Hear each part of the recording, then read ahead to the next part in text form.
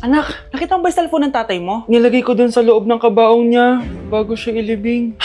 Ba't mo naman ginawa yun, anak? May mga importante laman dun. Baka sakaling buhay pa siya para matawagan niya ako. Ay, Diyos ko talaga tong batang to.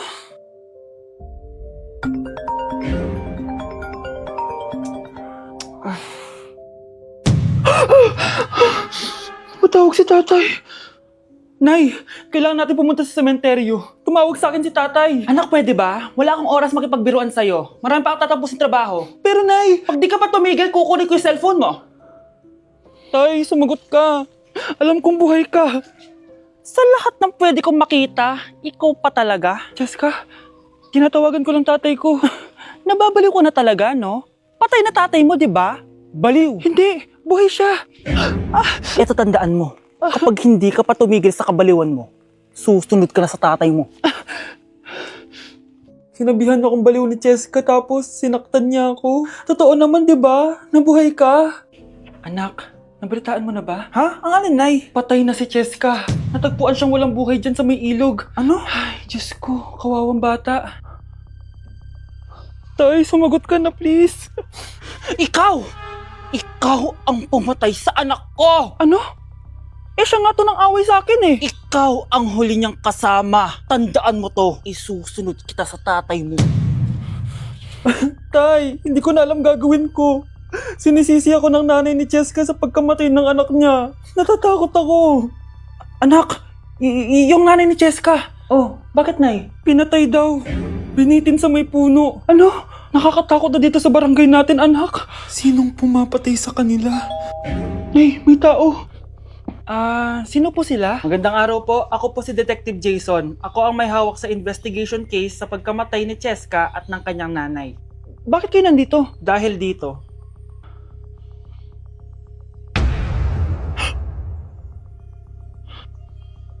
Nay, ikaw pumatay sa kanila? Oo, anak. Narinig ko lahat ng mga sumbong mo sa tatay mo. Cellphone ni tatay. Pinangako ko sa tatay mo bago siya mamatay na poprotektahan kita kahit makapatay man ako ng tao. Sumama ka sa akin, ma'am, para ma-interview ka namin. Tandaan mo to, anak. Kahit nasa kulungan ako, poprotektahan kita. Tumawag ka lang. Gusto mo ba talaga ako makilala, Scarlett? Oo! Dahil hindi ako matatahimik! Magkita tayo malapit sa puno ng mangga. Ako ikaw, Scarlett. Galing ako sa future. Paano? Paano nangyari yun? Basta, Scarlett, ayusin mo yung mga desisyon mo sa buhay, ha? Sige na, baka mahuli pa ako ng mga humahabol sa akin. Sandali! Sino humahabol sa'yo? Sino ba yung humahabol sa kanya? May mangyayari ba masama bukas? Bakit di pa siya tumatawag sa akin? Nay, si Biana po, pumasok sa school? Gumala daw kasama yung mga kaibigan niya.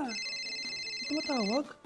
Hello? Si Scarlett po ba to? Kaibigan po to ni Brianna. Nakidnap po siya kanina. Hindi ko po alam anong gagawin. Tulungan niyo po kami. Sinakay po siya sa van. Nay! Si Brianna! Nakidnap! Diyos ko! Anong gagawin natin, anak? Bakit tayo mo sumagot? Sabihin mo sa akin anong gagawin ko. Nay! Nay! Saan pumunta si nanay? Scarlett, dyan ka lang ha. Pupuntahan ko yung mga kidnapper. Napakadelikado naman ang ginagawa mo, Nay. Diyos ko, anong gagawin ko? Hello? Buti naman tumawag ka na. Alam mo, kasalanan mo lahat to eh. Kung pinaalam mo sana na makikidnap si Brianna, hindi sana pinigilan ko siya. Scarlett, may malaki tayong problema. Nasa bahay niyo yung humahabol sa akin. Magtago ka na. Scarlett! Nay. Oo, Scarlett. Galing ako sa future. Ikaw ba yung humahabol sa isang Scarlett? Hindi ko na siya kailangan.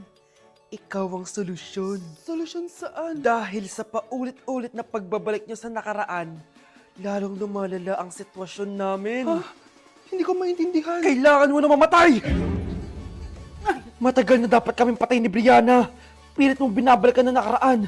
Kaya ikaw ang papatayin ko. Nay! Panaginip ng pala lahat yun. Oo, anak, okay ka lang? Si ate kasi panay puyat kaya ganyan siya. Nay, Brianna, buhay kayo? Oo, ate. Buhay kami! Anak, sumama ka na sa amin! Sumama ka sa akin! Kapag pinirmahan mo to, akin na lahat ng mga kayamanan mo. Oh, pirmahan mo na. Tita, wala naman ako field trip ah. Hindi pa ba sinasabi ng teacher niyo na may field trip kayo? Anak, okay lang. Pipirmahan ko na to para makasali ka sa field trip niyo. Walang iya ka talaga, Rosa. Wala ka talagang titira sa akin, ha? Manda ka talaga sa akin. Mabilis ka talagang utuin, Susan. Salamat, Mare. Ramon, napapirma ko na siya. Atin na ang bahay, pera at mga ari-arian niya. Magaling ka talaga, Rosa. Kaso kailangan na natin kumilos na mabilis. Kasi sabi ng doktor, nagre-recover na yung mata niya. Ano? Kaya bukas na bukas din, papalayasin na natin sila. Total, nakuha na natin ang gusto natin. Nay, bakit mo pinirmahan yun, ha? Maliban natin kung ano nilalaman ng papel na yun. Huwag kang mag-alala, anak. Malapit nang matapos ang maliligayang araw ng tatay mo at ng kabit niya. Tita, bakit may dala kang maleta? Aba, syempre. Lilipat na ako dito sa bago kong bahay. Ano? Tay, ano ibig sabihin nito, ha? Nakalagay dito sa papel na pinirmahan ng nanay mo na amin na tong bahay, mga sasakyan niya at ang mga pera niya. Napakahayop nyo! Bakit ang ingay? Ano nangyayari? Nay, kinuha na nila lahat sa atin! Ayan, magsama kayo mag-ina. Ngayong nasa amin na ang lahat, pwede na kayong lumayas. Ramon, magse-celebrate tayo, ha? Ang galing nyo din, no? Ha? Nakakakita ka? Bago kayo mag-celebrate, i-check nyo muna kung pirma ko ba talaga yung nakalagay dyan. Hindi pwede to! Tay! Attorney! Kita mo naman kung ano ginawa na tong dalawang to, di ba? At nandito na rin ang ebidensya na magpapatunay na naghaharutan sila sa loob ng bahay ko. Anong gagawin nyo sa amin, ha? Mahal, huwag mo naman gawin sa amin to, please, oh. Magbabago ako, please. Oh, eh! Sorry kung natatapakan kayo pagka-love team nyo, ha? Arestuhin nyo na yung mga yan. Mag-celebrate kayo sa kulungan. Kayong dalawa, sumama na kayo sa akin sa presinto.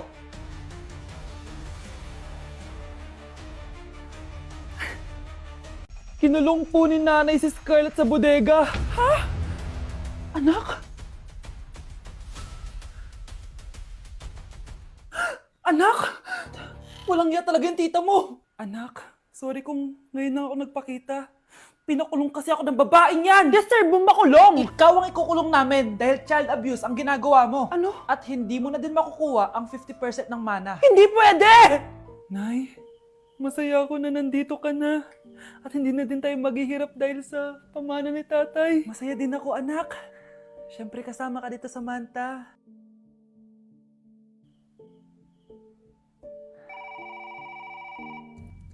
Ano ba? Bakit tawag ka ng tawag, ha? Oo, wala silang kaalam-alam. Sige na, baka mahuli pa tayo. Sa wakas, sa atin na ang mana. Maghahati tayo dito. Palayasin mo na yung mga batang yun, ha? Ako bahala. Ang galing talaga natin magpanggap date. Mga anak, aalis na tayo dito sa bahay. Lilipat tayo sa mas malaking bahay. O eto, mga gamit nyo, inimpake ko na. Talaga, nice. Scarlett, huwag ka maniwala dyan. Nagpapanggap lang yung nanay mo. Samantha, ano yung mga pinagsasabi mo? Magjowa sila ni attorney. Sinet up nila tayo. Ganyan ba ang ugali mo, Samantha? Kaparehas ng nanay mong sinungaling? Samantha, ano ba? Kung ayaw mo sumama, edi wag. Sige, kung totoong anak mo talaga si Scarlett, saan at kailan mo siya ipinanganak? Ang dali naman yan. Edi sa Manila. Pinanganak ako sa ibang bansa. Hindi ikaw ang nanay ko. Ay, oo nga pala, sa ibang bansa pala. Sorry, nakalimutan ko. Ang dami namang drama. Total, nasa amin na ang mana. Umalis na kayong dalawa. Kung ayaw niyong pati kayo, ipakulong ko. Kung meron mang makukulong, kayong dalawa yon. Salamat sa pagtawag, Samantha. Inaaresto kita, attorney, sa kasong panloloko. Palpak ka talaga! Naisahan niyo ako ngayon, ha? Hindi pa ako tapos sa inyo. Talagang sinira mo yung sarili mo, attorney, para sa pera. At ang dami mo na palang naloko. Samantha, huwag na tayong maghiwalay, please. Oo, Scarlett. Dito lang ako palagi sa tabi mo. Kayong dalawa, mag-ingat kayo palagi, ha? Gamitin niyo na maayos sa pamana ng tatay niyo. Salamat po. Anak, kunin mo yung cellphone ko sa kwarto. May tumatawag ata. Ah, sige po, Nay. Sabi cellphone ni nanay. Anak, bilisan mo naman. Ay, salamat naman, nakatae din. Scarlett, ba't nandyan ka? Eh, di ba pinukuha ko sa phone ko? Pinagsasabi mo, Nay. Kanina pa ako dito sa loob. Nay, ito na po cellphone niyo. Sino yan, Nay? Bakit kamukha ko? Teka lang, bakit dalawa kayong Scarlett? Nananaginip pa ako? Ah, Nay, ako yung totoong Scarlett. Ha? Sinungaling! Ako to, Nay, ang totoong Scarlett. Sandali nga! Hindi na ako tutuwa sa inyong dalawa, ha? Isa lang ang solusyon dito. Magtatanong ako at kung sino ang makasagot ng tama, siya ang totoong Scarlett. Unang tanong, saan ako may balat? Balat? Ah, Nay! Sa puwet! Nay! Sa kifi. Tama! Kifi. Ha?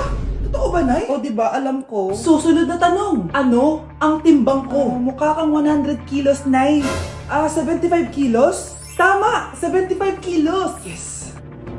Huling tanong. Ano ang birthday ko? Birthday? Mahina pa naman ako sa ganyan. April 14, 1977? April 15, 1977. Tama! Ikaw nga ang totoong Scarlett! At ikaw, dahil talo ka, lumayas ka na dito! Impostor! Ay! Sino ba kasing Scarlett na yun? Bakit kamukha ko siya? Anak, kilala mo talaga ako, no? Siyempre naman, Nay. Anak mo ko eh. Worth it lahat ng pagpaparetoke ko dahil sinira mo ang mukha ko noon. Ngayong napaniwala na kita, gaganti na ako sa'yo. Uy mga Mare, sorry na late ako Sorry din mga Mars, yung driver ko kasi ang tagal. Ako din na late, yung helicopter ko kasi nagpagas pa sa ere. Ikaw Mars, bakit ka na late? Yung kotse ko kasi nabangga. Dilulo ka ata, Nay. Naka-tricycle lang tayo eh. Name ka. So Mars, kamusta pala kayong dalawa? Ento, kakauwi ko lang ng Amerika. Ako naman, kakagaling ko lang ng Europe tsaka Japan. Eh ikaw Mars, saan ka galing? Ako? Galing ako sa mall. Sa mall ka lang pumupunta? Mall sa Australia. Wow, sosyal. Mag-mall lang sa Australia pa. Sinungaling. Sa Changi ka lang pumupunta eh. Isa pa, pag di ka na nahimik dyan. Balita ko mas yumaman kayong dalawa ngayon na. Anong ganap nyo? Hindi naman. Kakabili ko lang ng 2 bahay tsaka ng 3 bagong sasakyan. Ako naman, nagko-collect ako ng mga designer bags, designer shoes, basta designer. Eh, ikaw Mars. Nagko-collect ako ng ginto. O, bracelet tsaka sing-sing. Ginto? Nagko-collect ka ng sama ng loob ka mo. Punyeta ka, wag mong hintayin sumama loob ko sa'yo. Buti pa mag-order na tayo mga Mars. Excuse me, can I have the fettuccine Alfredo? Yung sa akin steak with white caviar. Samahan mo na rin ng wine. Ano bang basa dito? Sige, spaghetti na lang. Steak yung sa akin, Nay, ha? Gusto daw ng steak ng anak mo, Mare. Hati na lang kami ng anak ko. Sige, spaghetti na lang daw. A few moments later. Sino po magbabayad ng bill? Kuya waiter, ikaw na lang mamili kung sino magbabayad sa aming 3. Mayaman naman kami lahat. Si ma'am po. Ako? Ikaw magbabayad, Nay. Congrats, Mars! Magbayad ka na. Wait lang. CR lang ako, Sige, Mars. Babalik pa ba yun? Alis na ako. Bahala kayo dyan.